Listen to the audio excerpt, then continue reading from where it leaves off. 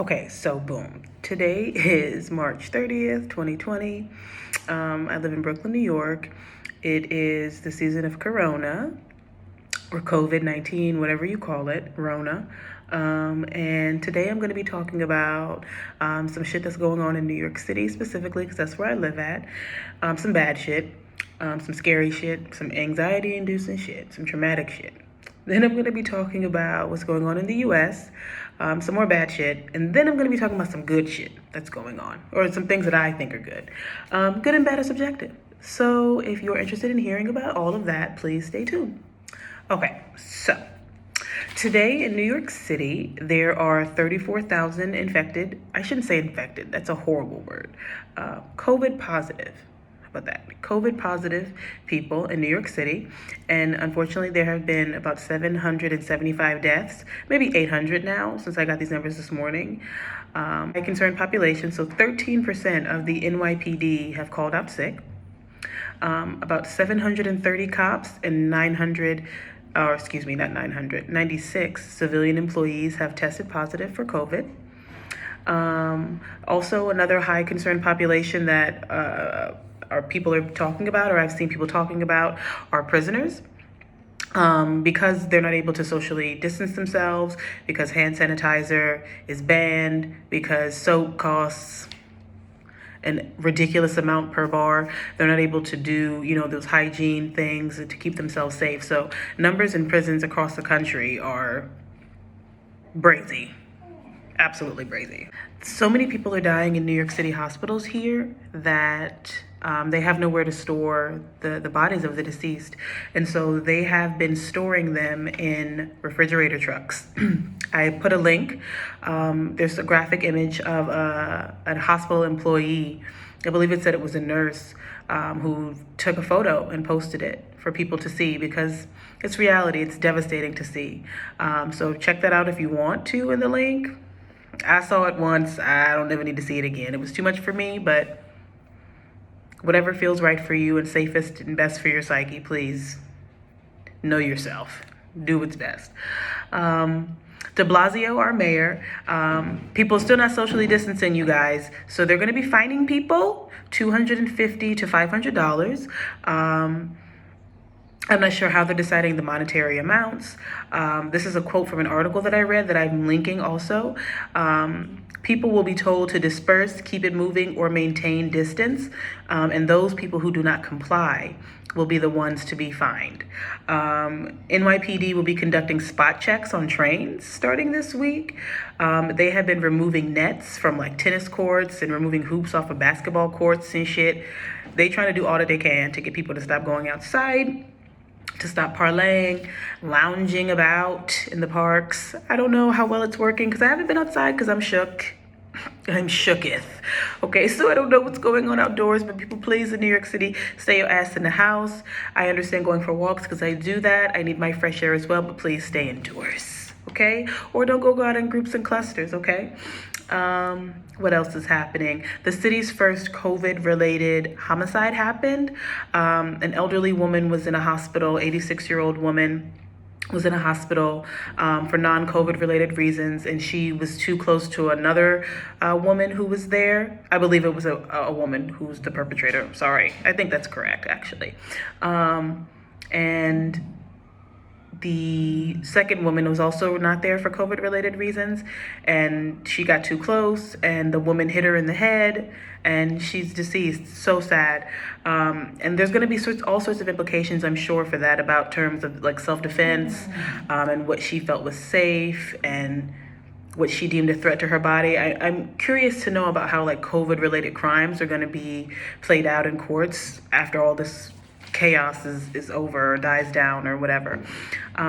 What else is happening? About 200 Amazon employees in a warehouse in Staten Island staged a walkout today over sanitary conditions and concerns, and also concerns about like transparency of the number of COVID positive employees that they have. That's what's happening in Amazon. I personally know of like some of my family members and things like that who are working in similar like manufacturing warehouse jobs where they also have no sorts of sanitary things, no gloves, no masks. They're not cleaning up in there. They're saying that they're doing it, but they lying. Capitalism don't care. We all know that. Brazy.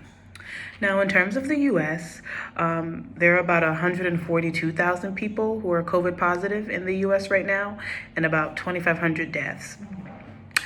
China is saying that some COVID positive people who were medically cleared, who had gotten the treatments and they were cured and healed for all intents and purposes, lack of better wording, but now that some of them are coming back down with COVID. So I don't know. China be lying sometimes. So I don't know if that's true. I don't know. I'm sure that more news is going to be coming out about it, because I know that that's one of the things that doctors and researchers and scientists and whatnot were not sure about, if you have that immunity to COVID after having it one time. The unemployment rate is bananas globally, and in the U.S. In New York City alone, there are like 3.3 million unemployment filings that happen. Experts are saying, they're predicting that after all of this is over, that the unemployment rate in the U.S. will be about 32%, which is about 47 million people. Okay. Unfortunately, in our country, America, horrific, insurance is tied to employment. Oh, Max. Sorry. Insurance is tied to a job. And this is not happening in other countries. We're not seeing, or not we, I guess, the world, right? We're not seeing that this is happening in other countries with the unemployment rate so high. And that's because other governments, international governments, are taking care of their people and are doing much more fiscally sound for the regular citizen, average citizen, and doing different sorts of stimulus checks and monthly payments and, more than one time of a check. Okay, they're guaranteeing them that they'll have jobs when all of this is over, instead of just laying them off with no word of anything. So that's not happening in other countries. Nancy Pelosi wants another economic bill to be passed. And for her, some of the things that she wants changed or added on will be more protections for frontline workers, and also like an expansion on paid sick leave. So that'll be interesting to see what further sorts of stimulus packages and things will crop out, because it's clear that we need some more help than that one little $1,200, which I will be taking. I will be taking my $1,200. It's mine. It's our money. I don't care who divvies it out. I'm going to take all of my coin. Thank you very much. The first infant death in the U.S. happened, a 9-month-old baby in Illinois. Now, even though infants and young children and youth in general are not the main victims of COVID, as we all know, they're still investigating, what happened with the baby. So sad. Maryland residents are on clink lockdown, okay? Their governor, Hogan, I think is his name, he's not playing with you guys, okay? People in Maryland can only leave their house for essential jobs, food, medicine, and medical attention. That's it. They can't go outside for no fresh air, nothing. Maryland people, please tell me, how is that going for you guys? I know a couple people in Maryland. Let me know. How is that looking like?